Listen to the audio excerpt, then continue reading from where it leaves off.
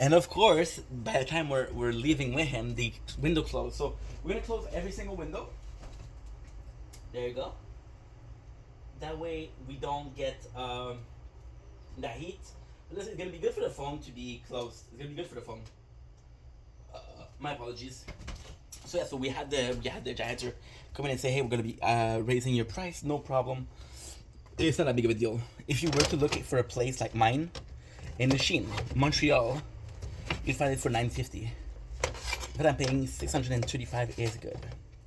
So I already signed it, which is great. Vulnerability fucking fly because we're cutting meat. We had the same problem yesterday. For vulnerability, it's I'm coming from a place where I've been that role model for a lot of people. I've been that model, not role model, but just model. I was blessed with a very strict father. I was blessed with the attitude of I'm gonna endure this. It's gonna be finished. My father is the reason why I'm the way I am. With that vulnerability, my father is the person that gets really mad, and I'm the same way. Get really mad. This doesn't work. Get really mad for a couple minutes, then realize we're being assholes, and stuff, right? So with vulnerability, it is a fact that I try not to showcase emotion, and I'm realizing that it's not honest, because I try to showcase emotion, right? And this is kind of like a problem with me. It's a big problem actually. I showcase when there's a good emotion, and I don't showcase when there's bad emotion. And I always tell you guys, oh, I'm honest, I'm honest, I'm honest. But if I don't show you guys the vulnerability, right? I'm not being honest. And to a certain degree, it's kind of weird because I do see people on the net. This person, right? They're a French Canadian content creator, and they have this sickness, which is I think it's hypersensibility. I think it is. And they're always posting like, oh, I'm not doing well, I'm not doing well. And they're posting on social media, which often case is a very toxic place, right? Possibly not the best place to talk about your emotion. Not that there's nothing wrong with it, but possibly not, right? And I'm like, shit, dude. You shouldn't post that. People are gonna take advantage of the fact that you're a bit more sensitive, and they're gonna make fun of you, which is not cool. But is the internet, ladies and gentlemen, the roots of societal decline. And then I see those posts and I'm like, dude, and sometimes I get annoyed because I'm kind of seeing people always complaining that they're not doing well, right? And even in my personal life, even with friends, I have this friend. She wants to find love, right? But she keep on going for bad guys, and she keep on going for people she knows are gonna break her heart. So, and then long story short, what she does is she knows that they're using her for sex, so she's very sexual, which she think is a good thing. She think that is gonna bring them in. Not about bringing people in; it's about keeping them in. That's the most important part. See, the thing with, oh, that's so good. Being vulnerable is that you're kind of afraid of people's reaction. This is a pride that I had of being this tough male, right? I realized it's toxic. See, if I'm honest and I'm showing you the good and the bad side, and if I'm not honest, then that's where the people are gonna get, hey, this guy, there's something he's not telling us. Why is he always in a good mood? Why you gotta be so rude? Don't you know I'm human too? I thought I'd drop a piece of meat. Marry her anyway. Marry her anyway. Marry that girl. No matter what you say. And it's a pride. It's a point of pride, you know. Now, I know what you're saying. Oh, Inky, you seem like a good mood, right? Simply, just the last couple of days were overwhelming. A lot on my fucking plate, dude. Oh, what am I doing? A lot on my plate, right? Which is kind of a lot. It's you know, you're trying to please people, but you gotta please everybody. Trying to make it content for people that you don't really want to do. You know, and you're trying to be like a good person, right? And make sure that everybody's happy. So it is sad because like I still have this belief of pleasing everybody, and I know it's not happen. I know it's not gonna happen. I know it's this may belief condition, but then you realize that I feel like I was also blessed with I was also blessed with ADHD, right? Which means that if I don't talk about something, I don't usually follow about it. I'm a person that is very very fiery. Guy Fieri. Not sure what happened with that guy, by the way. So when something bothers me, gonna bother me for a couple minutes, and then right away I'll realize that I'm being an asshole, and I'll apologize, right? So with this, and I know it's weird because I know how much I remember from the video what I'm saying, right? And I understand that if I do say something, oh, I'm not feeling good, I'm going to remember not feeling good. And there's this effect of, yeah, well, I was talking about feeling negatively, and now I feel negatively. Is it because I was talking negatively, or is it because I'm just not feeling well? So I tend to avoid being vulnerable. And again, I feel like that's a sense of pride. But then you realize that a sense of pride isn't not showing, not being vulnerable, is you're hiding that you're vulnerable, which means that you're lying, you know? I had a conversation with a friend today who misinterpreted what I said, thinking that I was talking about them when I wasn't. And see, it's hard to trust people, you know? And I get where he's coming from. It's hard to trust people. Like, there's a lot of bad people in the world, right? And the few bunch is very rare. So I had to deal with that today, which was, I mean, I feel bad. I feel bad because in the perfect world, what I'm saying isn't interpreted in any fashion. Then again, that's life, right? What you're gonna see, people are gonna be listening, and there's gonna be people that take it one way, take it the other way, right? And that's a shame because I wasn't talking about that person. So, oh well. Gonna try to fix it. I am gonna try to fix it because I fucking love that guy. We have a lot of meat left. Yesterday we had too much meat, so that's an issue. I could make a turkey sandwich, but obviously yesterday was a lot. So, being vulnerable, I always saw it as, sadly, like almost this case of weakness. And I was with a father. I was raised by my father. You guys know that, right? My father fucking loved that guy, but never told me he loved me. You know. And I tell him I love you, and say okay. Not because he doesn't love me, it's because it's not his same DNA. Wasn't raised that way, you know.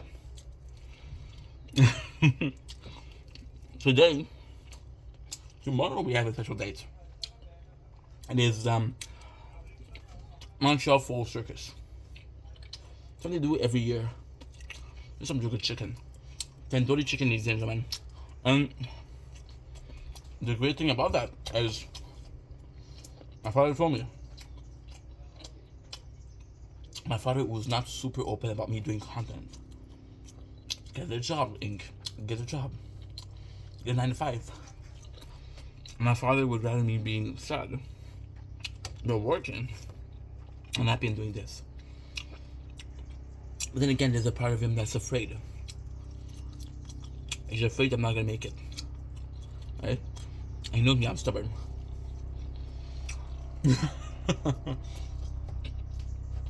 Because he knows he knows. Because he's afraid, but he cannot say he's afraid. He has to say it in another fashion, which comes out of rude. My mom's the same way. My mom's more vocal about how she's feeling, but my mom won't tell you how she truly feels. She'll tell you that I'm gonna ask her, hey, did you have a good day? And she'll tell you it's okay. And when you ask her why was it just okay, she won't answer. Alright? She's vocal, but she chose what she talked about. Then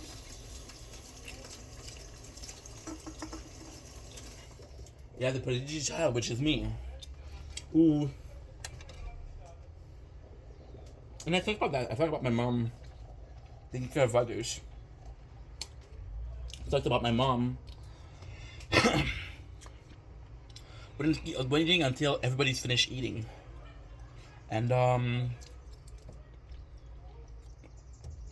it's not because I saw that as, no, ma, you can impose yourself. Maybe she was right. There's also the feeling, for example, if you're vulnerable with the wrong people. I got friends with whom I can say how I feel. I say, hey, I'm vulnerable, right? Other friends that I know, they're not here for. I have this friend, she's autistic, right? I love her. I've been a friend for years. I love that girl. But she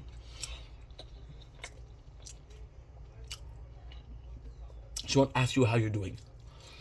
Small thing, right? But she doesn't understand that this is social, so I know if she doesn't ask, it's not because she's mean. She don't understand that this is a bit rude. So if I talk to her, I know a reaction are gonna be as understanding. What else? If you talk to someone that's neurodivergent, right? And understand that the way they're seeing society, the way they're seeing social interaction is different. Holy shit. What am I supposed to do here? You know? But it doesn't mean that she's a bad person. She's actually really sweet. Like, there's time where she's been my friend for years. There's time where I need some space. Super understanding of that. She's really cool. She's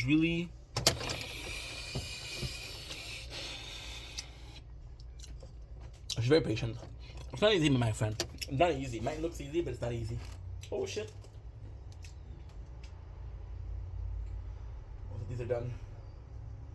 Nice. Most of these are done. They're done. They're done. Most of these are done. They're done, my friend. They're done. So, yeah, and you know what? I know what you're saying. Inky, you look in a good mood. Sincerely? Lately I've been feeling overwhelmed. But sincerely, knowing I'm not going to go live today. Knowing I'm going to post videos. It's very relaxing. Besides, the whole day we've been doing clips. We've been we've been doing clips. We've been playing the tower. This is a good day. It's a really good day, actually. And I had a fight with my friend, but I mean, there's a misunderstanding. It's gonna get better, I hope. I truly hope it. You know, I have to make more effort to be understanding of how my terms and the things I said can be interpreted. You know. So going back to being vulnerable, see, I have a hard time being that, and I'm stuck in between a rock and a hard place. Do I become more vulnerable and talk to you guys when it doesn't feel natural, or do I not mention anything, even when I'm feeling bad, which is also dishonest? I don't know.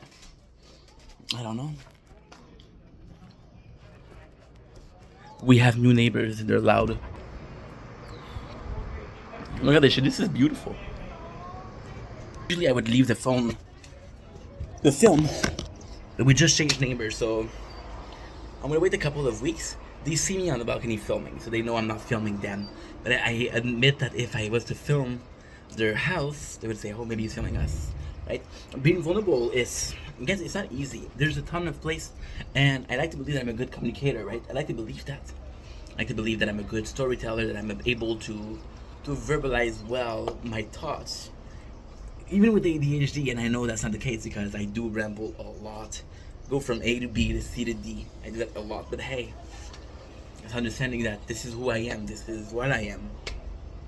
Right? It's not necessarily wanting to have another hand. It's dealing with the hand that you're dealt, right? And making the best out of it.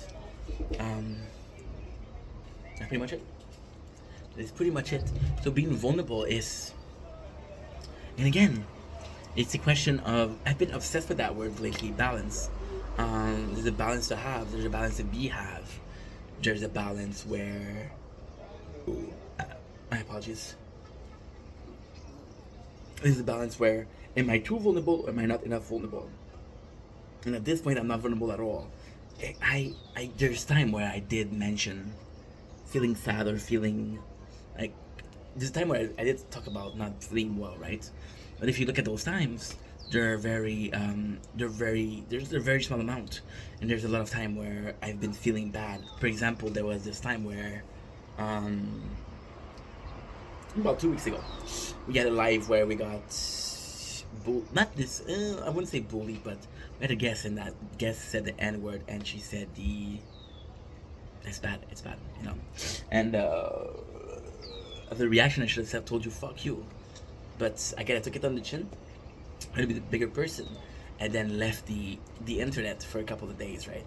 And sadly, if I was more vulnerable and said, hey guys, I'm dealing with this shit, right? I'm gonna have to leave for a couple of days. It's more so honest that if I was to say, hey, I'm just gonna leave for X reason, right? And sadly, people don't understand, and I understand that from my other job, people don't understand why you're sad, why you're mad, right? See, I had this guy at work, right? This guy used to bully me almost every day, right? And I would get mad, and people knew he was bullying me. And at first, people were defending me, and then they stopped, and I was mad at them for stopping. It's funny, guys. It's funny. I was more mad at the people for stopping to protect me, to defend me, than at the guy who was bullying me, which made no fucking sense. But in a way, it made sense because that guy that was bullying me was just an asshole. They were my friends, you know. And when I asked them, why did you stop defending me? They were just like, dude, you took it on the chin. Even though we were telling him to stop, you came back the next morning asking for more. We didn't know what to do. And I often talk about my mom and my dad, the way they raised me, right? My father being more hammer and nail. My mother being more a cover and a pillow, right? And of course I'm going to choose the hammer, the pillow and the cover. I think the human reaction is to choose that, right? And it's a beautiful thing because, see, if my father wasn't that rude with me, if he wasn't that tough, I wouldn't be the person I am today. But again, you believe, was I vulnerable in that time? You know the truth? And it's gonna be crazy, right? The reason why the guy was bullying me and I come back happy and like nothing happened. You know, when I was a kid, my father was very, very strict. My father used to corporal punishment, right? I love him. I was never rebel. Don't worry about it. But my father, I'm not gonna fight back. I'm not gonna take a fucking spoon and hit him. Although there's a time where I wanted to do it. I remember crying from rage as a kid. Crying from rage. Imagine you're 5 and 6 years old and you're crying from rage, you know? But when my father and I left him, I'm abused. And that abuse came out clutch. Came out to really help me as an adult. But we just did a video on forgiveness, right? Just did that. And I can't because that video on forgiveness is what's it up? It's the intent. As a kid, I didn't understand the intent. I didn't understand why my father was doing that. I thought he didn't like me. I was afraid of my father, right? So I got this man who isn't vulnerable, and you got this. The fact that I was afraid of him, and then thank God I went to my mom 2 days out of 14. But when I went to go to my mom, I was happy to be out of there. Because I was out of there, I was okay. Okay? It's more so a lot of the thing that makes you didn't live as a kid, right? The tendency of violence as a kid. You're not gonna, and it's actually weird because even as a kid, if you're violent, right, you're gonna fight with other people. You're not gonna go as an adult into a fight and say, "Hey, I like fighting. I'm gonna fight everybody." It's more so as a kid. I was fighting, and then you can see the bullies.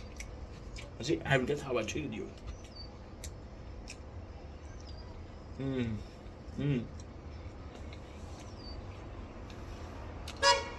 you look at also being vulnerable, if you look at when I grew up as a kid in schools, I was on medication by the ADHD. I was basically a zombie. It's bad. It was very bad because they started me very young, and they started me very young. I always had to increase the dose, right? The first medication I took was Ritalin, which wasn't fucking good. It was not healthy. The second I took was Concerta, which was better. But in both cases, I was in my own corner. I think that's why I was so much of a gamer. Ah, man. I said actually it's like a tough subject to talk about. But I was a gamer. I didn't need to talk to those people. Right? And as an adult, like we were saying, escape reality, which is the truth. It was escaping reality. As an adult, I was very behind, socially speaking. Went from, again, a home where my father was working way too much. It was working, it was living to work, right? I was like, fuck no. So, as much as possible, I would not work. I would stay home, repeat the behavior of gaming. And repeating the behavior of gaming, which made me less social. And we're still in sort of vulnerabilities. When you don't talk to somebody, when you don't talk to people, you kind of lose that. See? As an adult, I wouldn't be the person I am without. When I'm on social media, I have this responsibility to be more transparent, more honest, right? And be more transparent and more honest is also telling you, hey, I'm not feeling good. And it's hard to do. It's hard to do. I remember.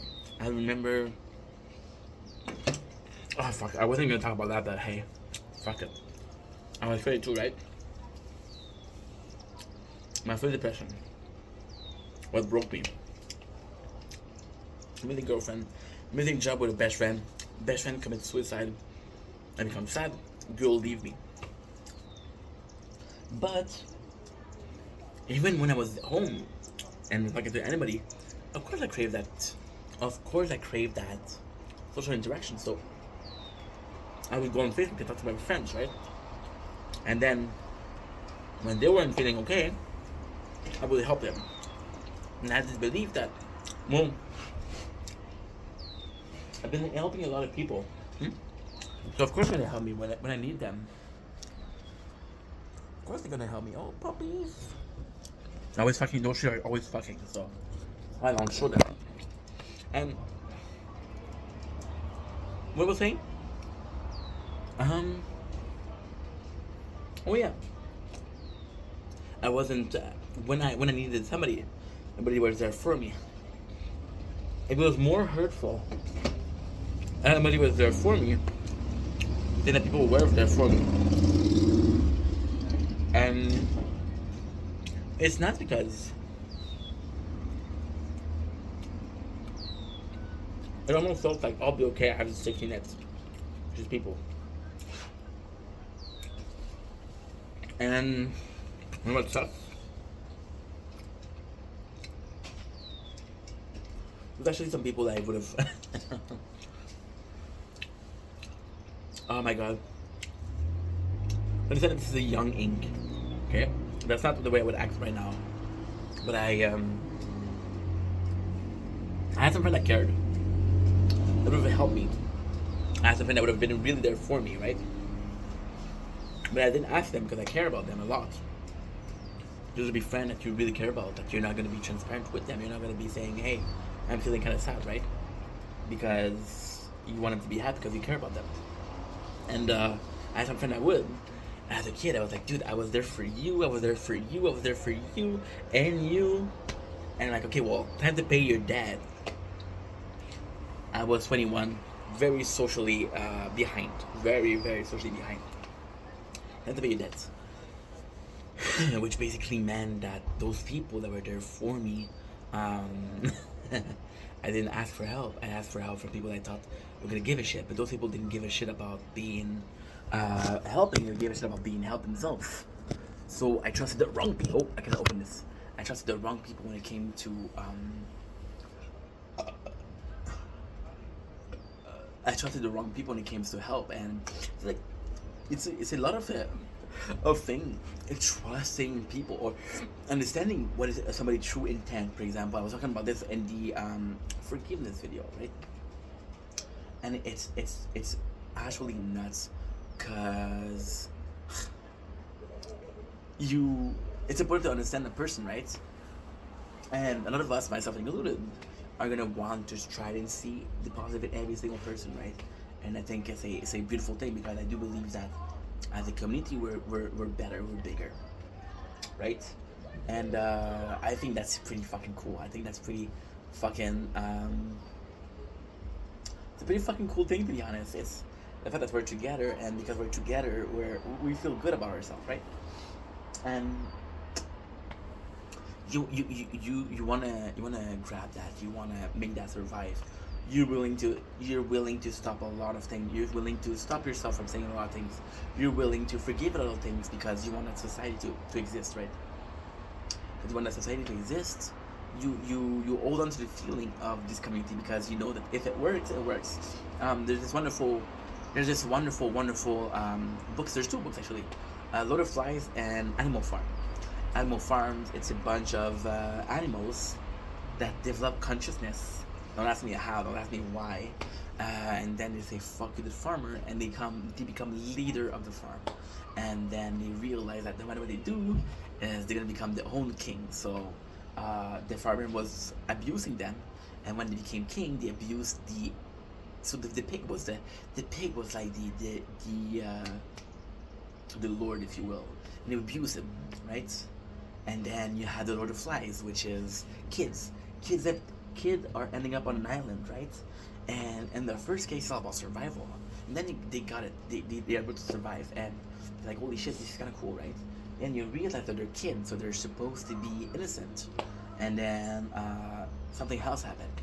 They become corrupted, just like the adults, because it wasn't the adult that was corrupted. It was the fact that they had power. They were corrupted, right? So when the kid had the power, they reacted the same way.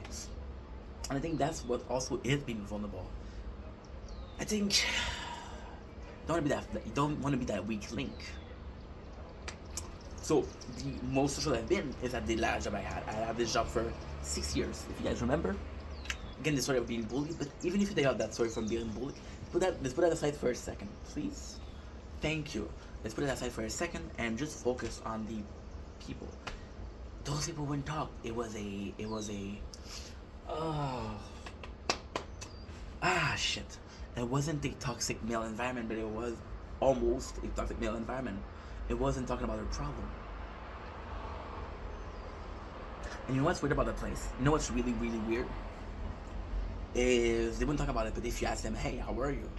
They would tell you, hey, I'm not doing well. And you're like, why aren't you talking with the boys? And it's the mentality, I guess. The mentality that I shared. There's this guy, right? One of my best friends, Shao. And Shao is also, I mean, from a culture where it's all very, very, I'm a man, I'm alpha, I'm strong, right? And when you talk about those problems, you're like, holy shit, dude. I don't want to talk about it because I'm not used to it. There was this guy, right? And that's the uncle of Shao.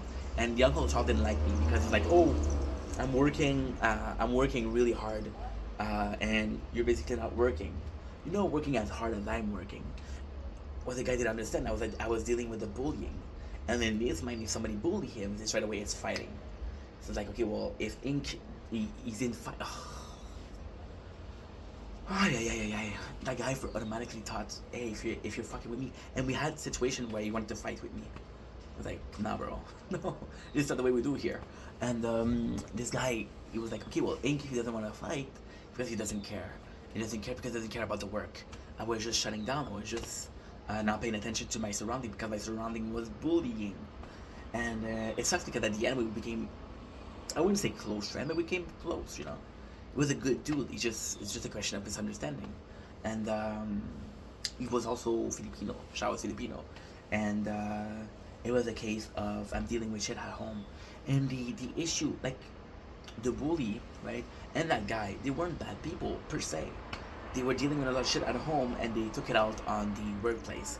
And it's not because you would think that the workplace would cohabit together, but no, it's not the family. And it's not because I always thought about the workplace as a family, but those people that had families, right? So they took it out, like, they bully. At first, not people don't understand why I was so close to that guy, why I cared so much. For the first 3 years, he was really nice to me. For the first 3 years, he was like an older brother to me. I fucking love that guy. We were joking. That guy didn't speak a lick of French and English, and we were still able to make jokes, right? And he was still a nice person to me, and he enjoyed a lot. He let me listen to music, which he didn't say. The boss would tell him, hey, if you don't tell me, music, sorry. He would say, hey, if you don't tell me he's listening to music, you're with him, you're accomplice, right? And even though we fight, that guy wouldn't tell the boss that I wasn't listening to music. And it's fantastic because I'm grateful for that. And then that guy was 41, and we had the pandemic. And in the pandemic, he had sex, and he had a daughter. Now, what I'm not saying is that guy was living in 3.5 for 2 kids already. There was a third on the way. So a 3.5, if you guys don't know, it's 1 room. 1 room for 6 people. You know, that's not good. Then they would do some stupid shit like buy a boat. Bro, what are you doing? You're buying a boat when you don't have the cash too. And it sucks because that guy was he was nervous at home, which meant that he was nervous at work. And then even when we stopped working, he actually took me aside and said, hey, I regret how I treated you. Talk about vulnerability. I didn't forgive him, right? For bullying me because he did so much to it. He death threat. He did so fucking much. But I know for him it was really hard to say sorry. And he did it. And I took closure, you know? So being vulnerable for me is really hard because when I think about life, right? I think about a lot of people that came into my life and helped me in a positive fashion. And I received so many lessons. And I do tell you guys that most of my best friend, okay, Janice, we're talking Janice, Shao, Cal, we're talking a lot of those people. They're very patient. They're very calm. They're very, I wouldn't say introverted, but they understand that I have this extra energy. I have this extra like feeling to talk, right? And it's a chemistry, it's a symbiote. It's cohabiting together, right? And those people, they taught me a lot. One of my biggest regrets happened with Chow, with my best friend. I was getting, and that was talking about being vulnerable.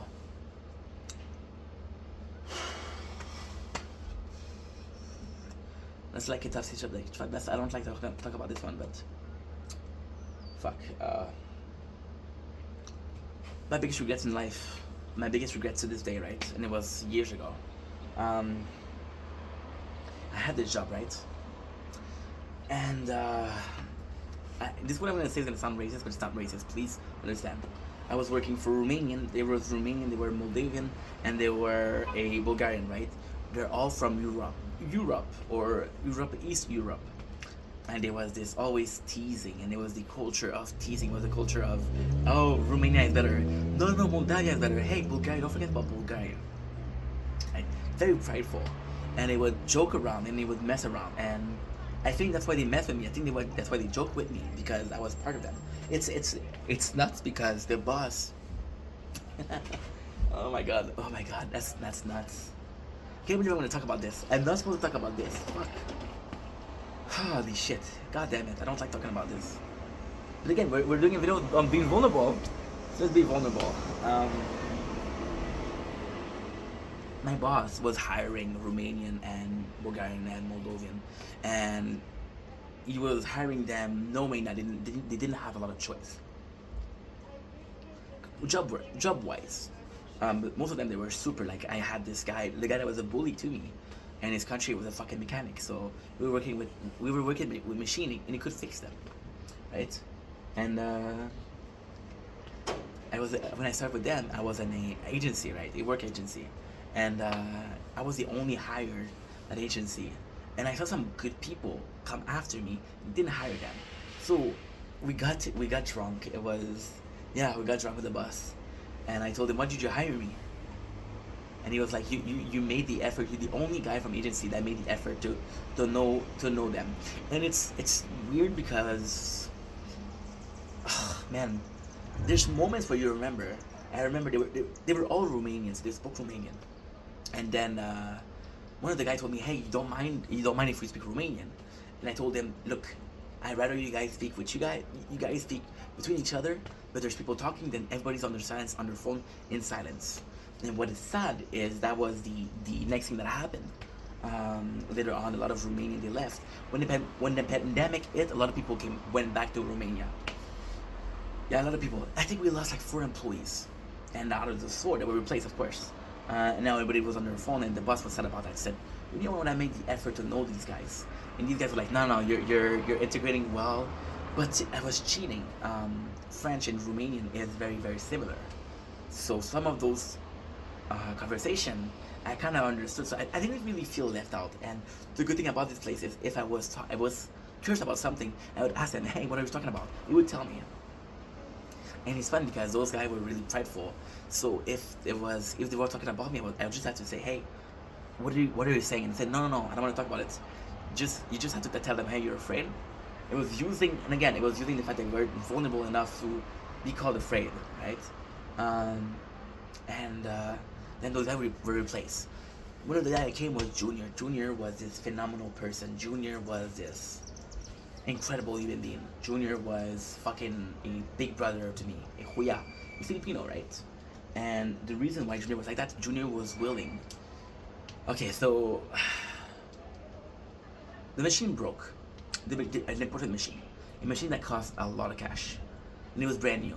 And people were angry, and people were like bad because the bus was bad. The bus was mad. The boss was he wasn't afraid to be mad, to be angry, and he would let you know if he was angry. Very emotional, but fucking in a perfect way. Either in a happiness and positive fashion, or in a negative fashion. Exactly like this guy. Like this guy. Again. Exactly like this guy. What a douchebag. What a fucking douchebag. Imagine being that angry at life. And it sucks because, like, people were getting angry. They remind me because I put Windex. When I thought with Windex, somebody took the bottle of Windex, okay, which is a window cleaning product, and put diluent in it. So I did mess up the windows. And I messed up the windows, but they were like, "Dude, what the fuck did you do?" They put it in the Windex box. Junior that day told everybody, "Fuck you," he wasn't wrong, and was more willing to fight for my innocence than myself. Then Junior he didn't include me. Junior actually made an effort to include me. Junior he had sense of responsibility, he had sense of accountability, which is not something that we have a lot, you know. I'm talking about me, not we. And it's weird because Junior, he did a lot for me, right? He did a lot for me. And then the friendship kind of broke. There was a lot of things that happened between us. I was being bullied. The Filipino is another culture where there's a large enough community. You prank each other. It's weird, but in the best of fashion. It's weird in the most beautiful fashion.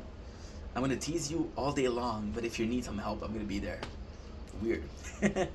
So Junior would see me being sad because I was getting bullied, And he would realize I'm getting bullied, and he was the only one to say, "Yo, that guy's fucking crazy, the bully." And that this sense of wanting to cheer me up, of course he cheered me up the only way he knew how, by teasing me. And the mistake I did was I treated him the same as a bully. I would get mad at him, and I would get angrier with him than with the other guy, because he was my friend. I felt betrayed by my friends that were making fun of me or teasing me. I felt betrayed. The other guys didn't care. He wasn't my friend. I liked him because it was nice to me in the beginning, but he wasn't my friend. And if you look at the teasing, it was way less. The other guy would call me retarded, would call me faggot, right? He would call me those words, which is not something you call people. Not something you call people. I don't care if you're mad or not. Those are things that you shouldn't call people. And there's not a way. Junior did that, and even Shao. And the thing with Shao is, Shao was very reserved, very introverted, right? So I would get mad at Shao. And the thing is, I fucking love Shao. Shao is a really good friend. But it was Junior, I felt almost indebted to him. I felt like I had a debt to him because he did so much for me. Then you had Shao, who just came in, who was a new guy. I was like, ugh. And I took it out on Shao. I took out my frustration on him. I didn't mean to, but I did. And Shao, he forgave me. He understood. Shao, who came from a culture of we're always teasing each other, understood that was being vulnerable. That is the best thing. He understood without me saying so. See, I have a probably explaining in the reality. Today we're taking off from being live. We're taking off from streaming because we're vulnerable. We're feeling overwhelmed. It's a lot of feeling of being overwhelmed. I didn't stop. But then I realized that I didn't upload shit, which means I have over 150. Last week I had somebody that I know, last Sunday actually, so 5 days ago. I had somebody that I know, and the person that I know makes me nervous to post because I know them, right? And I've been filming. I've been posting. So 5 days later, my tree storage is full. Tomorrow we're gonna have to go to the circus. I wanna have some good times, right? So yes, it's a bad thing, and I was feeling overwhelmed because I talked about the 2 days ago when we had an amazing stream live, and I had this other stream that was not good, right? And sucks. It sucks, bro. It sucks because it's an accumulation, and all of those are small problems in itself. Because I'm not open and because I don't talk about it, you know. Anywho, that was me being vulnerable. That was a mukbang on being vulnerable. We still have a sandwich left. I'm full. I love you. Thank you for making it that far. If you did, if you didn't, it's okay. Much love. I'm gonna try to be more vulnerable. It's gonna be a step by step, right? I'm not saying tomorrow I'm gonna say, oh bro, I'm feeling this way. I'm trying to be more accepting of the fact that I'm not doing well. And I have to tell you guys, I'm doing okay. Like, for example, you saw me today, I was in a good mood. I just felt overwhelmed, you know? Anywho, I love you, that you matter. I'll see you guys soon. Peace.